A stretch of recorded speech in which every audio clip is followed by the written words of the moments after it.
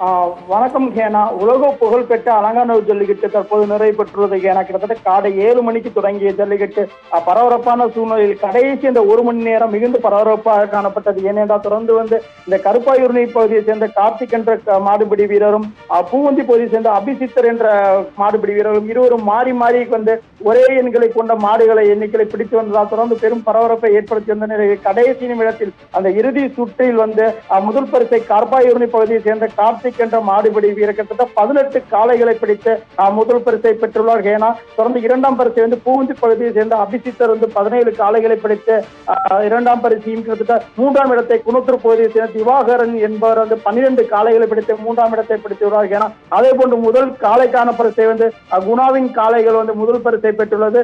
ஏற்கனவே அறிவித்தலை தமிழக முதல்வரின் சார்பாக சிறந்த மாடுபிடி வீரருக்கும் சிறந்த காளைக்கும் கார் ஒன்று பரிசாக வழங்கப்பட இருக்கிறது. தொடர்ந்து அமைச்சர் மூர்த்தி தலைமையில் நடைபெற்ற இந்த ஜல்லிக்கட்டு தற்போது நிறைவு பெற்றுள்ளது. ஏன்னா தொடர்ந்து 810 காளைகள் காலையிலிருந்து அவிழ்த்துவிடப்பட்டுள்ளன. தொடர்ந்து கிட்டத்தட்ட 462 மாடுபிடி வீரர்கள் இந்த 10 சுற்றுகளாக பங்கேற்றுள்ளனர். ஏன்னா தொடர்ந்து 48 மாடுபிடி வீரர்கள் நிராகரிக்கப்பட்டுள்ளன. தொடர்ந்து அதே போன்ற 18 காளைகளும் நிராகரிக்கப்பட்டுள்ளன. ஏனென்றால் இந்த மது அருந்தக்கூடாது என்று ஏற்கனவே அறிவித்திருந்த நிலையில் இந்த மது அருந்திவரின் காரணத்துக்காக தொடர்ந்து 48 மாடுபிடி வீரர்களை தகுதி நீக்கம் செய்யப்பட்டுள்ளனர். ஏன்னா அதே போல கிட்டத்தட்ட 462 மாடுபிடி வீரர்கள் களம் கண்டது. இந்த 3 மாடுபிடி வீரர்கள் முதல் 2ஆம் 3ஆம் என்ற பரிசுகளை வென்றுள்ளனர். முதல் பரிசை கருப்பாயூர்ணி பகுதியை சேர்ந்த கார்த்திக் என்பவரும், இரண்டாம் பரிசை பூவந்தி பகுதியை சேர்ந்த அபிசித்தர் என்பவரும் 17 காளைகளை பிடித்து இரண்டாம் பரிசை பெற்றுள்ளார். என தொடர்ந்து மிகுந்த பரபரப்பை உண்டாக்கிய இந்த கடைசி நிமிடத்தில் கூட வரும் சூழ்நிலையில்